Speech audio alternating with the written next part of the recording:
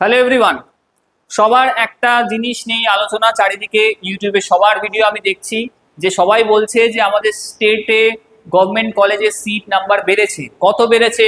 325। কিন্তু কেউ একটা কথা বলছে না, যেটা হচ্ছে 325 এর মধ্যে আমরা যারা স্টেটে আছি, আমাদের স্টুডেন্ট যারা স্টেটে আছে, স্টেট ডমিসিল যারা, তারা কটা সিট পাবে, আমি সেটা নিয়ে একটু আলোচনা করছি। সেটা হচ্ছে অ্যারাউন্ড 85%, যেটা তোমরা সবাই জানো স্টেট কোটাতে 85% মানে 325টার মধ্যে কিন্তু 276 সিটস আমরা পাচ্ছি স্টেটের ডমিসিল স্টুডেন্টসরা। তো 276 সিটস যখন আমরা পাচ্ছি, তার মানে কি 325 বাড়লেও 15% কিন্তু আমরা পাচ্ছি না, 15% কিন্তু অল ইন্ডিয়া কোটা 3 আসতে হবে। তো স্টেট কোটা হিসেবে 276 সিটস হ্যাজ বিন ইনক্রিজড, এইটা মাথায় রেখে সবসময় চলবে। বাকিরা কি বলছে আমি জানি না, বাট এটা মনে রাখবে 325-এর মধ্যে 276টা সিট শুধুমাত্র স্টেট কোটার জন্য অ্যাভেলেবেল। তো যদি স্টেট কোটা দিয়ে আসতে চাও, এই 276টার মধ্যে ফাইট করে আসতে হবে। প্লাস অলরেডি যারা যে কটা ছিল সে কটা তো আছেই। ইন টোটাল এখন এই মুহূর্তে আছে আমাদের 3.7K বা 3700-এর কাছাকাছি seats West Bengal government medical কলেজে।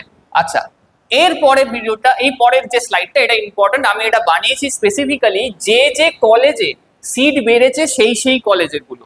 অনেক কলেজেই সিট বেড়েছে, কিন্তু স্পেসিফিক্যালি কেউ বলছে না কোন কলেজে। আমি স্পেসিফিক্যালি সেই কারণে একটা লিস্ট করেছি যে কোন কোন কলেজে সিট বেড়েছে। এখানে যেগুলোর নাম নেই তাদের সিট বাড়েনি, যে কটা বেড়েছে আমি সে কটাই বলছি। কিতে বেড়েছে? সবার আগে সাগর দত্ত, যেটা তোমাদের খুব ফেমাস, তোমাদের চয়েসের ফার্স্টের দিকেই থাকে। 125টা থেকে 150টা হয়েছে, 25টা সিট বেড়েছে। এইখানে দেখো আমি একটা জিনিস লিখেছি 127, মানে কি এই 150টার মধ্যে স্টেট কোটাতে কটা অ্যাভেলেবেল আছে? 85% স্টেট কোটা, তার মানে 150টার মধ্যে 127টা সিট অ্যাভেলেবেল আমাদের স্টেট ডমিসিলের জন্য। ঠিক আছে? আচ্ছা, পিজিতে মানে এসএসকেএম পিজিতে 200 থেকে 250 হয়েছে। এটা একটা টপ টায়ার কলেজ, তো সেইখানে 200 থেকে 250 হওয়া মানে যথেষ্ট ভালো। 212টা আছে স্টেট কোটাতে অ্যাভেলেবেল।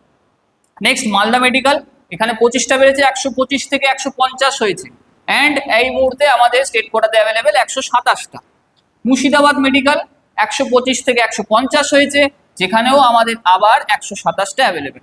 নেক্সট গুলো খুব ইম্পর্টেন্ট, কেন 50টা করে সিট বেড়েছে। ঝাড়গ্রাম 100 থেকে 150টা সিট হয়েছে, কত? 127টা অ্যাভেলেবেল। আরামবাগ মেডিকেল, যেটা প্রফুল্লচন্দ্র সেন মেডিকেল বলি, 100 থেকে 150 হয়েছে, তার মধ্যে আবার 127টা সিট অ্যাভেলেবেল স্টেট কোটায়। নেক্সট দুটো শরৎচন্দ্র, যেটা আমাদের উলুবেড়িয়াতে আছে, 100 থেকে 150, আবার 127টা অ্যাভেলেবেল ফর স্টেট কোটা। আর তাম্রলিপ্ততেও বেড়েছে, 100 থেকে 150 হয়েছে, যেখানে আমাদের 127টা অ্যাভেলেবেল। তা দেখতে পাচ্ছ তোমরা, মোটামুটি প্রত্যেকটাতে এই কয়েকটা বাদ দিয়ে, 25টা বাদ দিয়ে বেশিরভাগে 50টা করে সিট বেড়েছে। এটা বলছে নাকি আরো বাড়ার সম্ভাবনা আছে। So it is a good news. এবার এটাতে দাঁড়িয়ে আমাদের রিজার্ভেশন সিস্টেমেও একটা গুড নিউজ আছে। কি গুড নিউজ?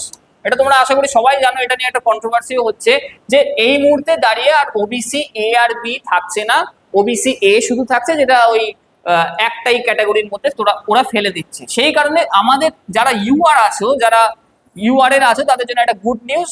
সেটা হচ্ছে আগে 45% মতো ছিল রিজার্ভেশন ইউআরদের, সেটা গিয়ে দাঁড়িয়েছে এখন 55%। ওবিসি 7%, ইডাব্লিউএস 10%, যেটা ছিল এসসি 27 আর এসটি 6%। তো এটা always good news for UR, যারা সবসময় স্ট্রাগল করো, মার্কসটা অনেক বেশি পেতে হয়, তাদের জন্য কিন্তু এটা গুড নিউজ। ঠিক আছে? তো আমি এই ভিডিওটা বেসিক্যালি তোমাদের বলতে চাই যে যা মেডিকেল সিটস ছিল সেটা কিন্তু বেড়েছে, আরো বাড়ার সম্ভাবনা আছে। রিজার্ভেশন সিস্টেমেও ইউআরদের জন্য একটা গুড নিউজ। অ্যান্ড যে কটা কলেজের নাম বললাম সেই কটা কলেজেও কিন্তু সিট ভালোই বেড়েছে, 25টা থেকে 50টা, which is a very good news for us যারা স্টেটে থাকি অ্যান্ড স্টেটের স্টুডেন্টসদের জন্য। Okay, thank you.